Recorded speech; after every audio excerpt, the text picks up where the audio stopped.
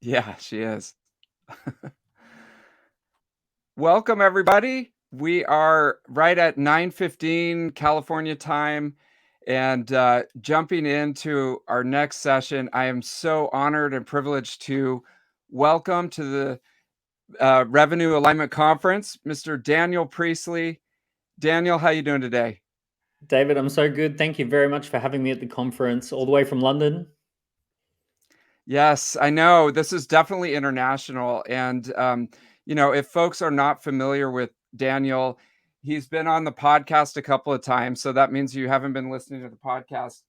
He's the author of 4+ books, I think probably 5 or 6 at this point, which are absolutely fantastic. He's a thought leader, business owner, entrepreneur, and just launched, relatively recently, Score app amongst his other ventures that is right on point with the data component of revenue alignment. And so that's what we're going to jump into. So, Daniel, thanks again for coming on.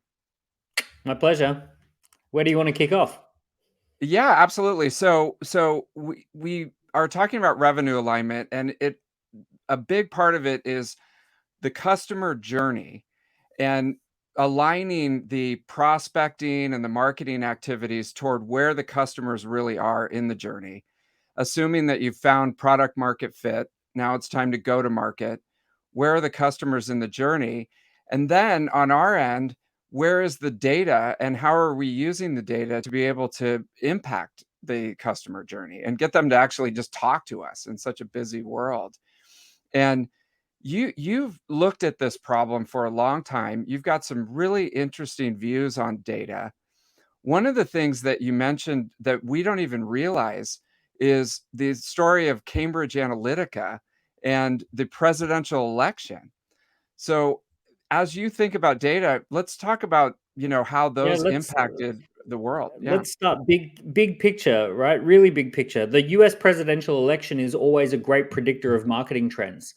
So Mm. if you can zoom out from the emotion of political opinion and just look at what they're doing, not what they're saying, you will actually get some phenomenal insights into a go-to-market strategy. Because essentially, what they're trying to do is they're trying to win votes. That is their go-to-market strategy, right? To win votes. It's a fearsome contest because it's winner take all, it's big budget, it's fast. So you want to pay close attention to how they win. In 1930s, you had FDR who won through fireside chat live national radio, and that was the turning point from print marketing to radio marketing. And then in 1960, JFK beat Nixon on a live televised debate on television, and that was the turning point from radio to television in the marketing world. In 2008, Barack Obama won using social media and social media engagement. That was the turning point where social media went from a fringe thing that kids were doing to something that businesses started to take seriously. 2016, Cambridge Analytica came in and applied a data analytics approach to winning Brexit and the Trump campaign, amongst other campaigns all over the world. And they pioneered a strategy that was very data driven, data focused for winning votes.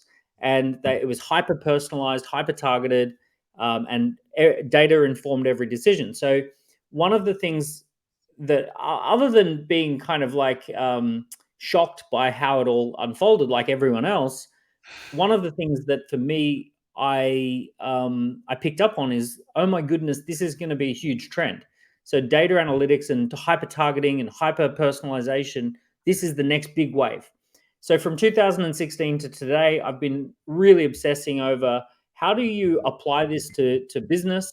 And for me, the question has been, if Instagram was able to make media really accessible to small business, and that a small business could be completely comfortable with live video and broadcasting their messages and creating content, if Instagram could make it super simple for any business to become a media business, then what does it look like to make any business a data analytics business? How do you switch Cambridge, the power of like a Cambridge Analytica, on for millions of businesses around the world? So that's been one of the primary questions I've been thinking about since that shock election. Okay, so this is really interesting. So Instagram came out and gave businesses a way to essentially become a media company. Yeah, And so a small shop, could start like a barber shop, for example, could start to show how they do that and start to totally. build their following. And before that, I mean, if you think about it, that ability to become a media company didn't exist. Well, if But you had said to now it's someone, evolved. Yeah. if you had said to someone in 2007 that fast forward a decade and you are going to be doing live broadcast video to thousands of people, you're going to be sharing images, you're going to be doing audio, you're going to be building following of thousands of people, they'd say, wait a second, I'm just a nail salon. Like, what are you talking about? Are you, like, we're not going to be doing any of that. You say, no, in 10 years' time, you will be full on as much a media business as you are a nail salon.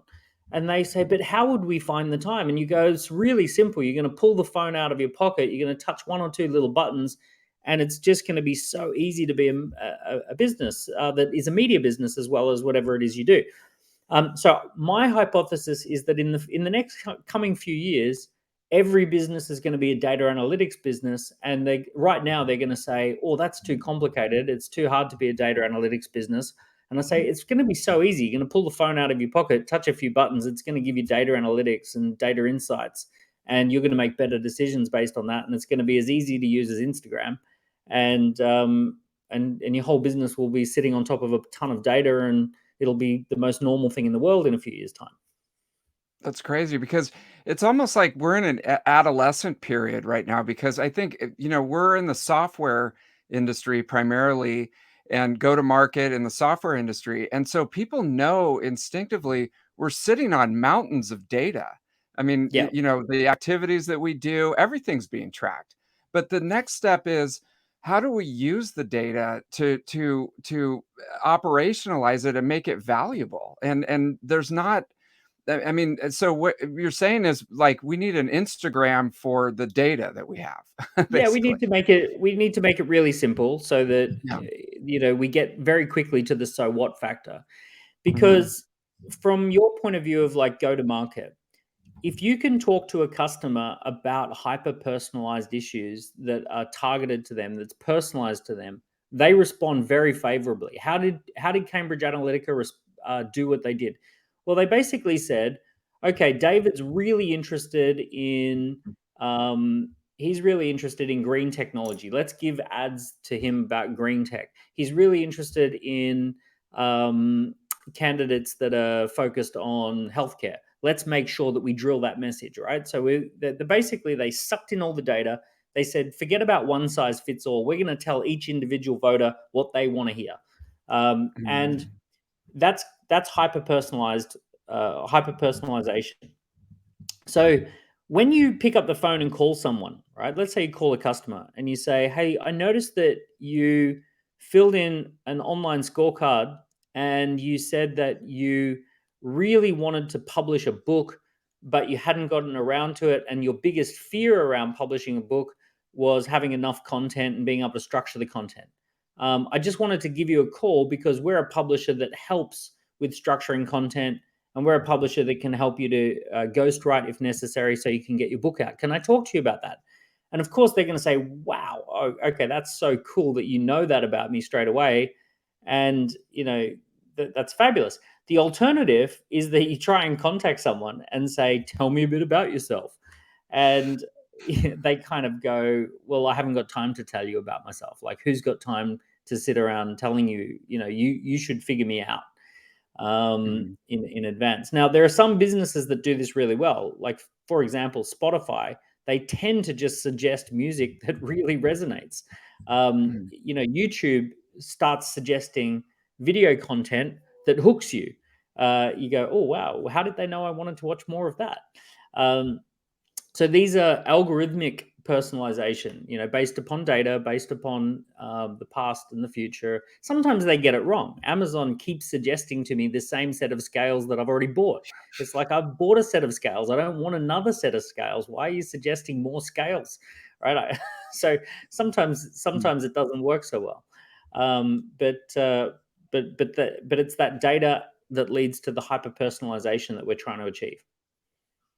Yeah, and we always talk about you don't want to talk about your product, especially in the first couple of meetings. You want to talk about the problems that the customer could potentially be having and try to hit upon if those are in fact a problem that they're having. And so it's almost like a fishing expedition because you can't just call up and say, "Do you have any problems?" I'm here to help. It's almost like if a doctor called you and said, "Do you Oh, need a triple you know, bypass?" I or I something like that. I actually Mhm. had that the other day. Yeah. Someone messaged me on Instagram, said, "I really love your content. Can I help you in any way?" It's like, what are you talking about? Help you in any way? And it's like I've got to research everything that you've ever been able to do. Like, I don't know what you can help me with. So, can I Mhm. help you in any way? It's like, yeah, drop my dry cleaning down to the dry cleaners. You know, like, That's what I what do was you gonna want me say. Can I to? can I give you this giant pile of laundry that I have to Yeah, fold? yeah, yeah. If Fold the not, laundry. right? Yeah, yeah. So this is the Mm, thing. There's a data needs to inform a few different things. It needs to tell mm. us what the problem could be. It needs to tell us what the problem might be worth fixing. Right. So here's an interesting one: Oh, couples therapy, marriage therapy. If you are Esther Perel and you do couples therapy for a billionaire, preventing a divorce is worth tens of millions. If you do couples therapy to, a broke, you know, 25-year-old couple who've got no assets, saving their marriage might be worth, I don't know, hundreds or thousands. So the exact same service could be worth millions or tens of millions, or it could be worth hundreds or thousands, right? So the exact same solution delivered the exact same way could be worth very different amounts to different people.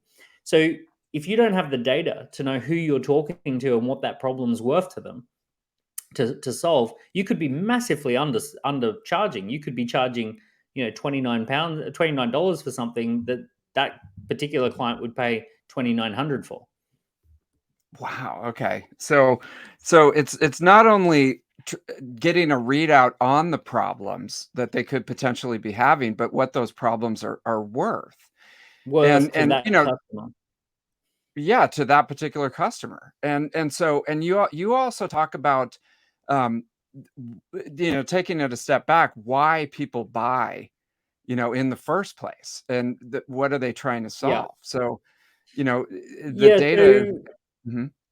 it needs to sit on top of some theory. There is some important theory about why people buy. People buy because of tension, psychological tension. So anyone who buys anything, it's essentially they have a current state that they're living in, and they have a desired state that they would like to be living in, right? There's a current situation and a desired situation, and they want the fastest bridge between those two things. So Mm. if they perceive that there's a distance between their situation and where they want to be, that creates psychological tension. So on a very small scale, if someone says, "Hey, your breath smells like tacos," you're going to go, "Ooh, that's psychological tension. I need to go get some chewing gum and resolve the tension. I've got a desired state and a current state. I've got to collapse that tension." If someone says your business is going out of business because you're not winning enough clients, oh, psychological tension. I need to resolve that problem. If someone says you've put on weight since last time I saw you, right? Psychological tension, right? Oh, I've got a desired situation and a current situation, and I need to resolve the two.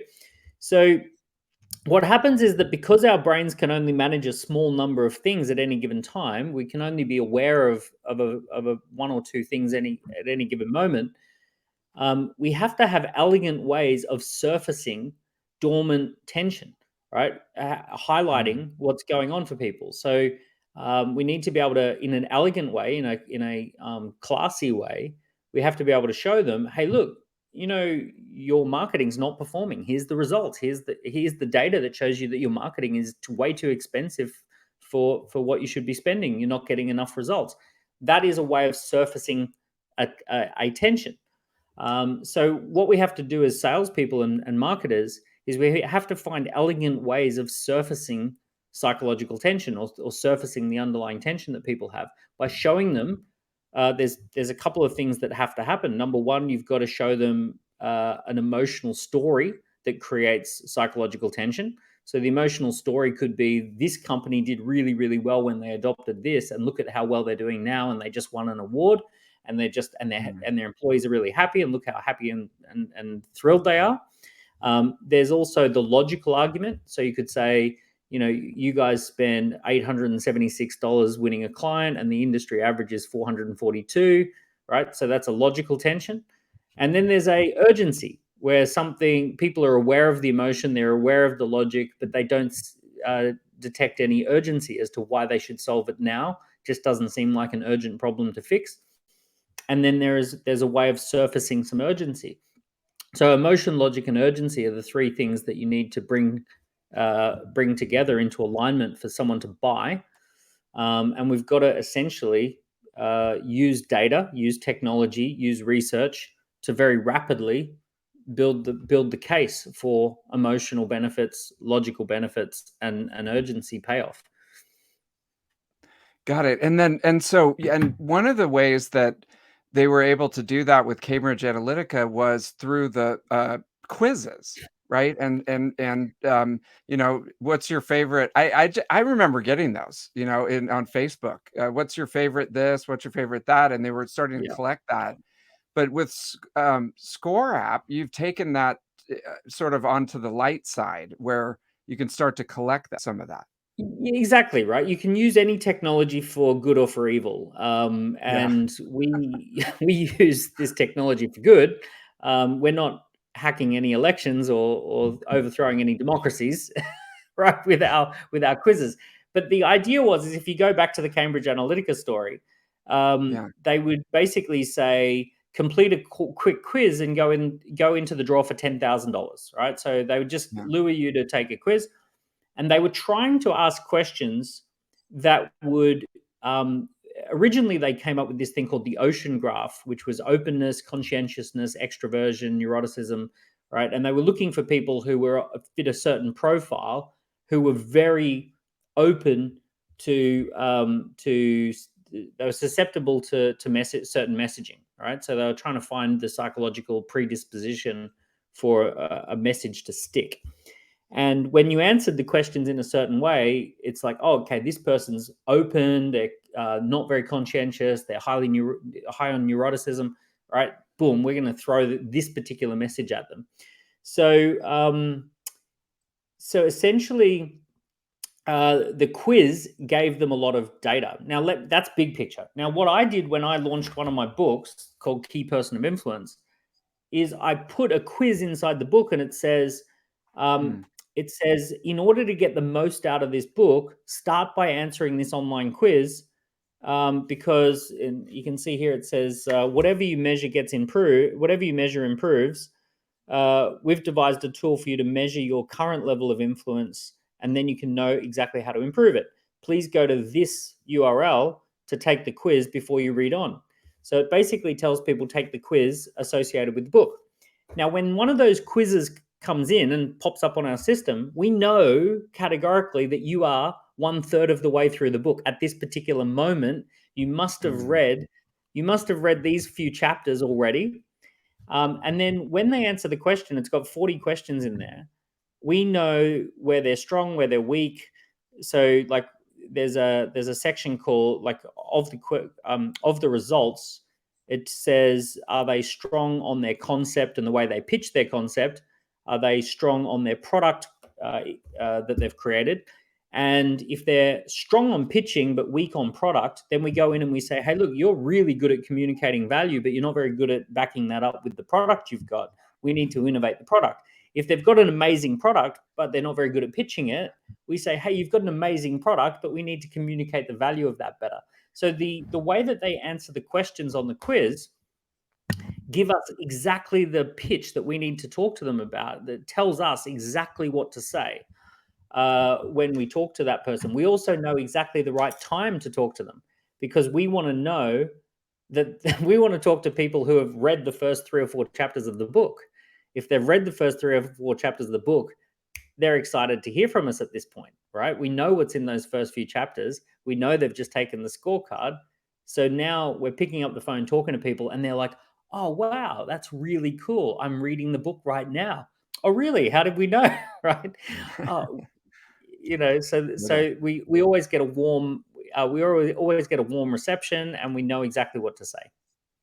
And they get the report at the end. I think I took that quiz. They get a report at the end that's customized that Yeah. says you're strong in this area and weak in this Mm. area, and then you get value from that report. Straight away they're getting value. It's value all the way along. They're getting an insight, no different to the first time you took a personality test, and it's like, hey, you're an extrovert and you like doing these sorts of things, and you're like, yeah, that's me. And you feel good because you learned something about yourself. And it kind of quantified and scored. People love to score, right? They love to score Yeah. themselves on things. It's like, how fast can you run this distance, and can you complete this workout in this particular amount of time, and can you write this many words per minute, right? People love to have they love to measure everything about themselves, and to learn things about themselves. So a scorecard is or a quiz is a really powerful way to quickly get the data, and then be able to respond and hyper personalize and hyper customize your sales approach. It really is. And when we're talking about alignment, it's useful for marketing to understand the messaging, for the sales dev team, for even customer success to understand, the strengths and weaknesses of and the problems that people are dealing with. And if there's different ways to collect the information. So there's the like posting it as a form on the website and offering it to people. But can you actually send it out proactively before a sales call, for example, and say, "Can you Oh, take this?" yeah, Yeah, totally.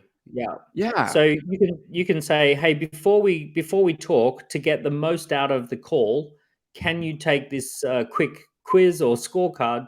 It's going to allow me to triage you straight to the area of most value. If mhm. you can answer these 30 questions, they're yes no questions. You can answer them in 26, in 2 minutes and 26 seconds.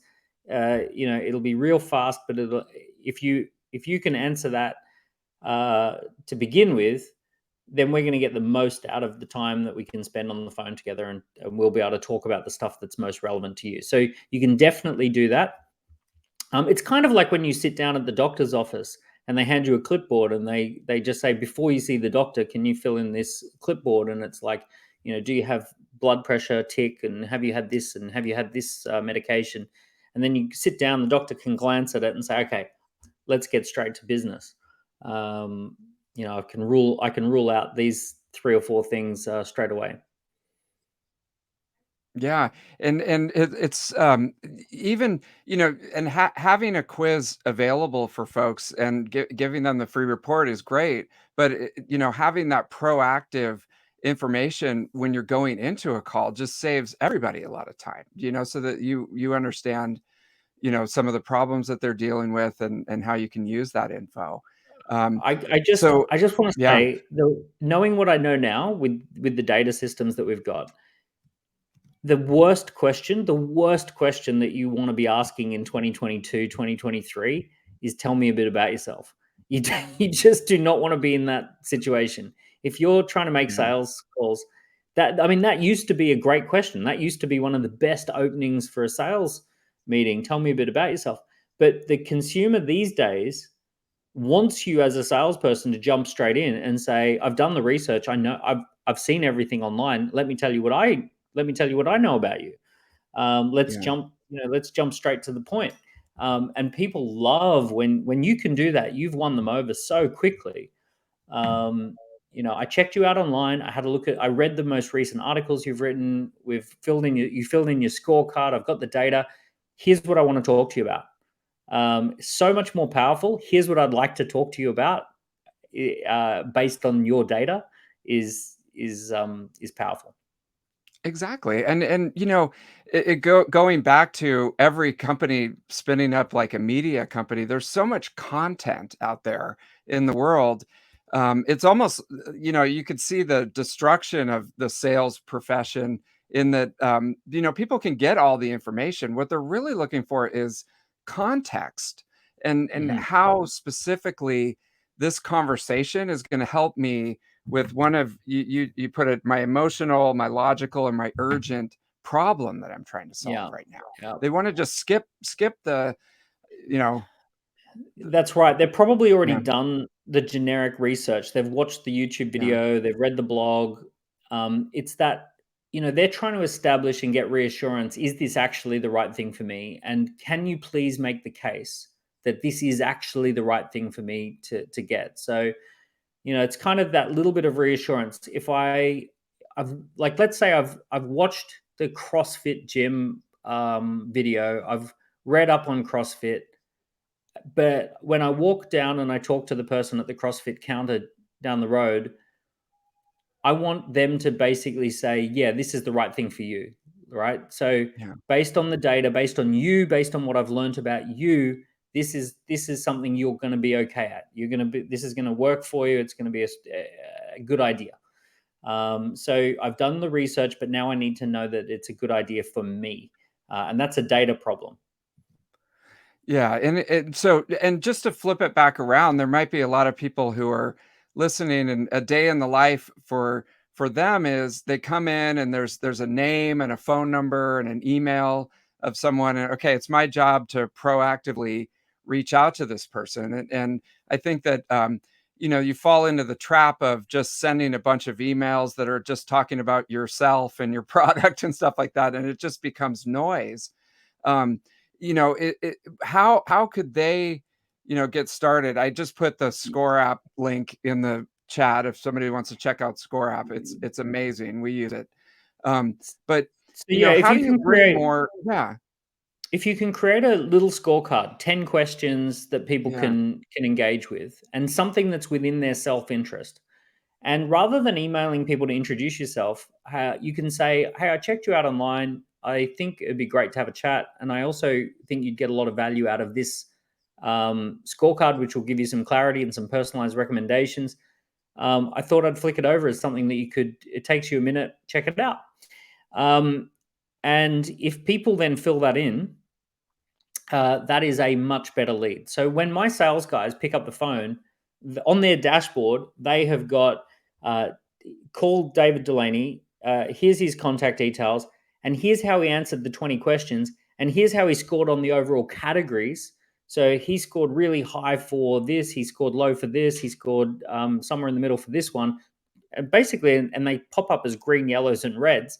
So it's like, talk about those red ones. Get on the phone, talk to David, and talk about those things that he wants to talk about.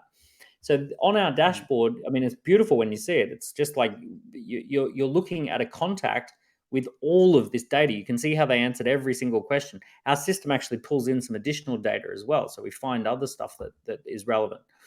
And here's sorry, I lost my train of thought. So you've got all this yeah, data in front of you.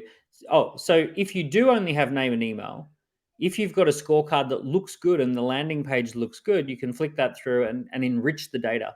So one of the most powerful things you can do is start with the standard data, name and email, and then try and enrich the data. Like, rather than trying to make a sale, the first sale is just, can I enrich the data? So I've got your name and mm, email. Can I find out 20 more things about you? So the first problem is data enrichment, and then segmentation. Now that I know stuff about you, how can I, which category and which camp can I segment this down to, and then have a sales conversation?